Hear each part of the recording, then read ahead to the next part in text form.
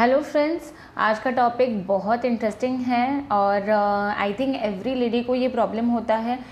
Every lady क्या, every girl छोटेपन से लेके बड़े होने तक से लेके मेन्योपॉज के बाद भी बहुत लेडीज़ को ये प्रॉब्लम होता है एंड बहुत कॉमन प्रॉब्लम है। और ये प्रॉब्लम का नाम है सफ़ेद पानी या फिर वजाइनल डिस्चार्ज जाना। ओके, वजाइनल डिस्चार्ज क्यों होता है आज हम ये वीडियो में कवर करेंगे कि वो क्यों होता है।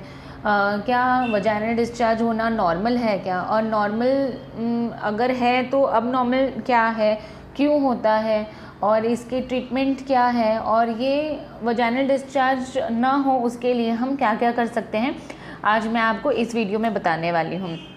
ठीक है, सो पहले हम समझ लेते हैं कि वजाइनल डिस्चार्ज क्या है। अभी वजाइनल डिस्चार्ज मीन्स सफ़ेद पानी जाना नॉर्मल होता है और एवरी लेडी को जाता है। ये होता है जो सफ़ेद पानी जो इवन ट्रांसपेरेंट लिक्विड जैसा जो योनि मार्ग से निकलता है। अभी मैं आपको बताऊंगी जो वजाइनल डिस्चार्ज जो लिक्विड बनता है वो कहाँ कहाँ से बनता है। ये यूट्रस है, ये सर्विक्स है, ये थैली का मुंह है और ये योनि मार्ग है। इसको वजाइना बोलते हैं। ये वजाइना है, ये सर्विक्स है और ये यूट्रस है। ये पूरा reproductive system, female reproductive system को कॉन्स्टिट्यूट करता है।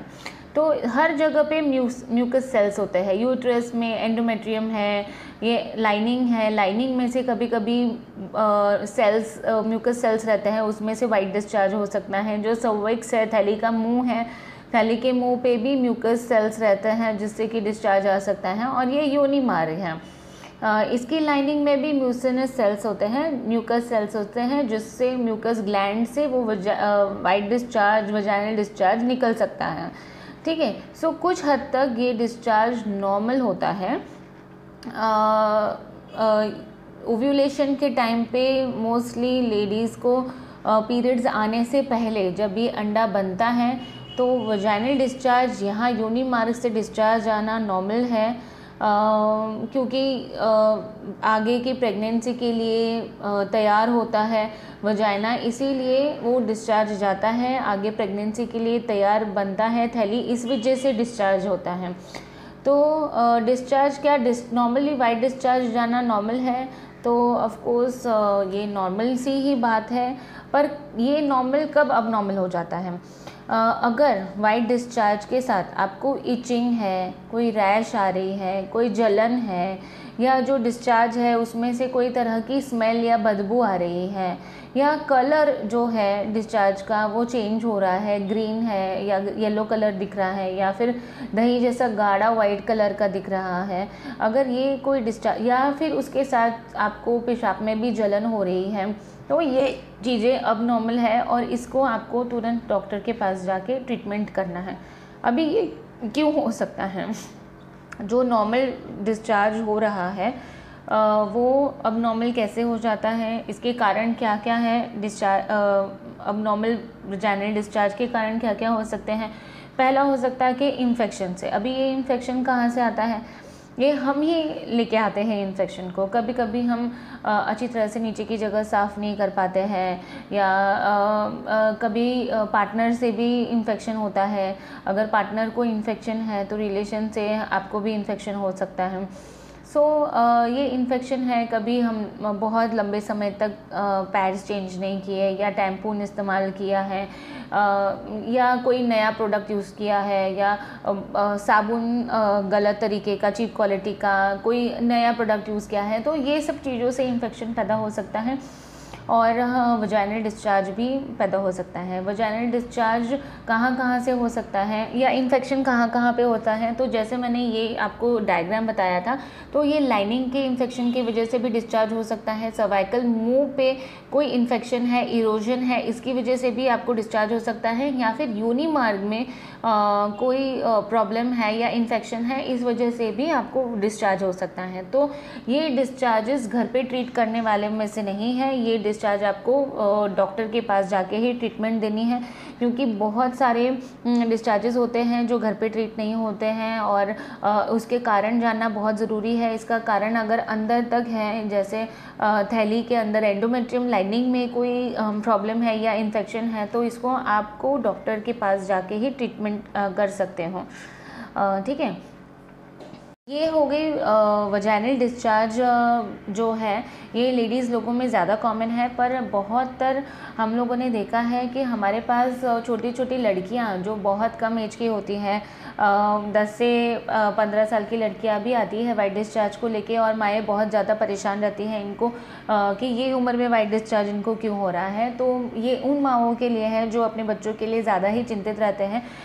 तो मैं बताना चाहूँगी कि जो 10 से 15 साल की लड़कियां होती हैं उनमें वाइट डिस्चार्ज बहुत ही कॉमन है। ये क्यों कॉमन होता है? क्योंकि उनका शरीर डेवलप हो रहा है, उनके जो गर्भाशय होते हैं वो तैयार हो रहे हैं, आगे पीरियड्स के लिए तैयारी चल रही है।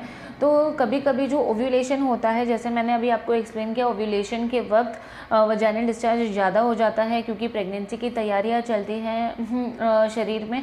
तो कहीं कहीं गर्ल्स लोगों में, यंग गर्ल्स में जिनकी अभी शादी नहीं हुई रहती हैं, उनमें पीरियड्स आने से पहले ओव्यूलेशन कुछ महीनों पहले स्टार्ट हो जाता है, जिसकी वजह से उनको डिस्चार्ज आना चालू हो जाता है।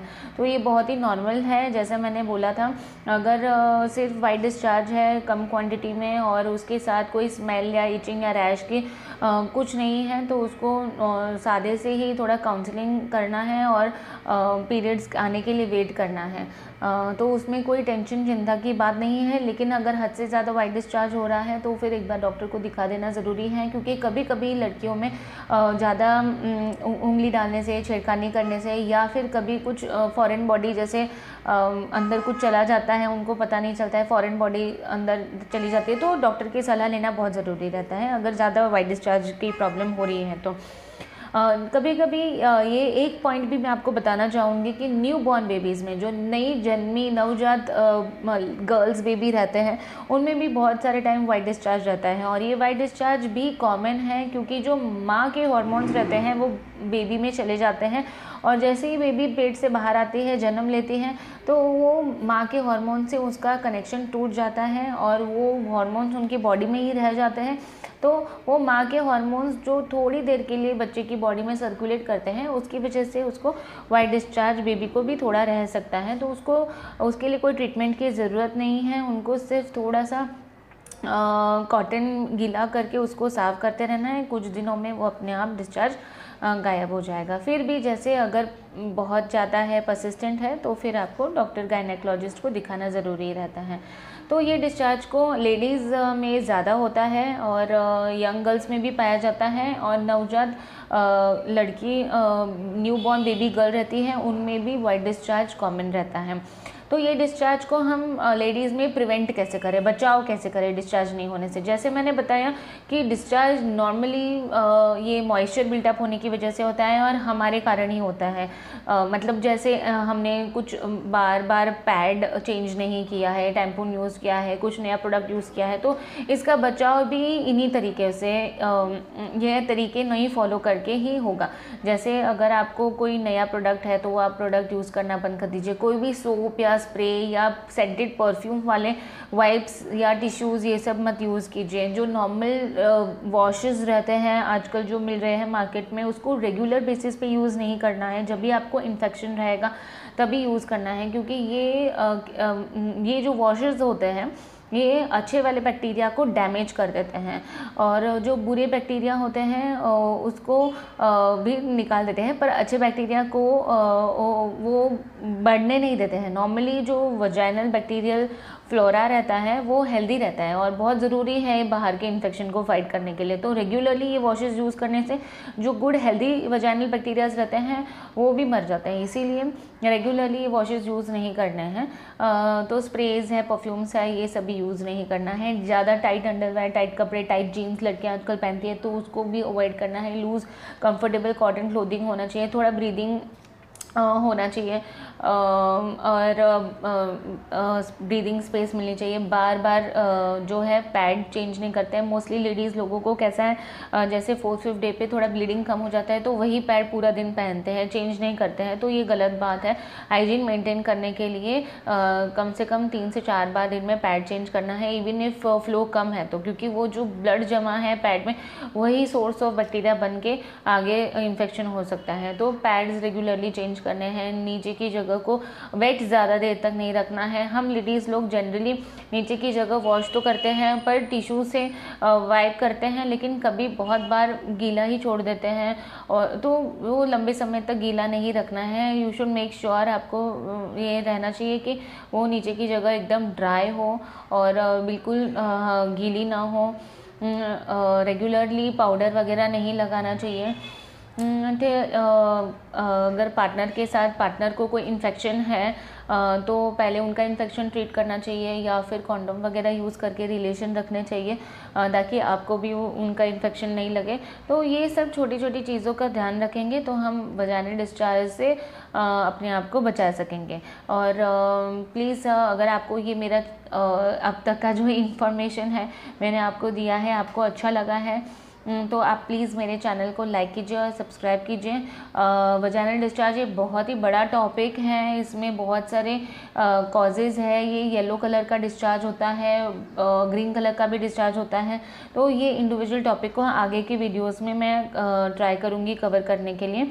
अभी के लिए प्लीज़ मेरे चैनल को लाइक कीजिए, सब्सक्राइब कीजिए, और आपको कोई भी डाउट हो और या कोई भी क्वेश्चन हो वजाइनल डिस्चार्ज, वाइट डिस्चार्ज से लेके, तो आप मुझे कमेंट बॉक्स पे कमेंट कर दीजिए, मैं आपको रिप्लाई डेफिनेटली दूँगी। Thank you.